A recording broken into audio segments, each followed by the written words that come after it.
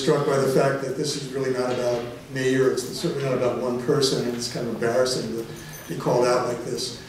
During the course of planning over the last year, or actually a little more than a year, for tonight's event and for the Saturday Human Rights Community Summit, over 60 people, individual people, were involved in planning meetings, forming task groups on things ranging from a program task group to an arrangements task group to publicity and outreach to fundraising and so forth. And we've received an enormous amount of support from volunteers for this effort. I just happen to be the person who, being retired, had the chance to try to sort of coordinate all the different pieces and parts of this and try to keep it all going roughly in the same direction. And I'm just absolutely thrown over by the turnout tonight. And I also want to mention to you that we have a highly unexpected turnout for the Saturday Summit. We had over 150 people pre-registered for that. We know that we're having we'll be having other people dropping in. There's folks who are doing tabling shifts or just appearing to be on a panel and so forth who don't necessarily have to pre-register because they're not eating lunch, which is one of our major expenses. But so we're expecting well over 200 people to participate in this event. So I'm really pleased with that. My job this evening is just to provide a little bit of context for the two panels of presenters actually that will be coming up shortly. And I want to start out with a visual aid, and that's a t-shirt, which most people probably can't see, and if there's a camera, it probably can't see it either. But this is a t-shirt that was given to me back in October when I went to a human rights conference in Connecticut, and it says, "Human right now, human right now." There was another t-shirt, which I didn't get a chance to get, that said, "Human right here." The t-shirt was developed, I'm sure, by some sort of marketing group for the conference, but it really is a message. It's a symbolic message that speaks to the fact that we all have and possess the human rights, the kinds of human rights that are listed on your program, on the back of your program. We ran out of programs. We didn't realize that so many people were going to be coming here tonight. We apologize for that. But that we all have these basic fundamental human rights. And this is what makes human rights so different from civil rights. Civil rights are the rights that are provided to us by the Constitution, by laws, by judicial decisions. And those are rights that can change. They can be given to us, they can be taken away. Human rights are different. These are inalienable rights. These are rights we have just simply by virtue of being human beings. And the Declaration of Human Rights, which is one of our founding documents here in the United States, refers directly to inalienable rights. We hold these truths to be self-evident, that all men, because it's a gendered language back in those days, that all men are created equal, that they're endowed by their Creator with certain inalienable rights. That among these rights are life, liberty, and the pursuit of happiness. And then the part that I like, because it's so relevant to what we should be doing at the federal, state, and local level, to secure these rights, governments are instituted among men. That's an important role for government to play, to make sure that the inalienable rights that we identify are respected, protected, and fulfilled.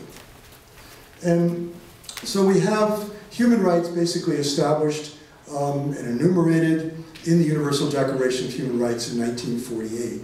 And again, on the back of your program, there's a summary of the 30 different provisions that address these rights. I just want to make a couple of comments about these 30 rights, or these 30 provisions. There's no hierarchy of rights. I know that scholars have debated this, that some rights are more important than others, or more basic than others, and so forth. But in terms of the international community and the understanding of human rights, all human rights are equally important. Each of these rights contributes to the minimum conditions that are necessary for people to live their lives in freedom, to live their lives with dignity, and to be able to achieve their full capabilities. So if you take away any of these rights, whether it's the right to participate in decisions that affect you, or the right to food, or the right to torture, or whatever the right may be, you basically are undermining these minimum conditions. Another comment I would make about these is that all of these rights are interrelated with one another. They don't really stand alone. We really don't have a choice of saying, well, we're just going to go and address the human right to shelter, or the human right to health. Because the interrelationships are what makes for the ability of people to live in freedom and live with dignity. For example, the right to food. Without the right to food, you really can't realize the right to health. Without health, you can't fully realize the right to education. Without education, you're not going to be able to take very good advantage of the right to work. You can't work, your right to an adequate standard of living is undermined. And people who are struggling with poverty, as we well know, may simply not have the energy or be able to resist the denial of their civil and political rights. So a whole cycle goes on here when you begin pulling certain rights or any rights away from people. Kitty alluded to Eleanor Roosevelt. People often think that human rights is some sort of invention from abroad that may be imposed upon us here in the United States. But it's a very American invention. Eleanor Roosevelt was directly involved in the crafting and writing and adoption by the UN of the Universal Declaration of Human Rights. And many of the ideas that are contained in the Universal Declaration are ideas that were first floated by her husband, Franklin D. Roosevelt, as part of his speaking to the US public during wartime and trying to rally people around what the real meaning of sacrifice and what we were ultimately working to achieve. However, for a variety of historically grounded political reasons, the United States government has not chosen to apply the human rights framework domestically, to domestic policies and to domestic problems. And in this regard, we're an outlier in comparison to many other nations. And increasingly, since we've been hesitant to apply the human rights framework to ourselves, the credibility of the United States as a self-identified human rights champion, as a world leader in human rights, has been called into question abroad.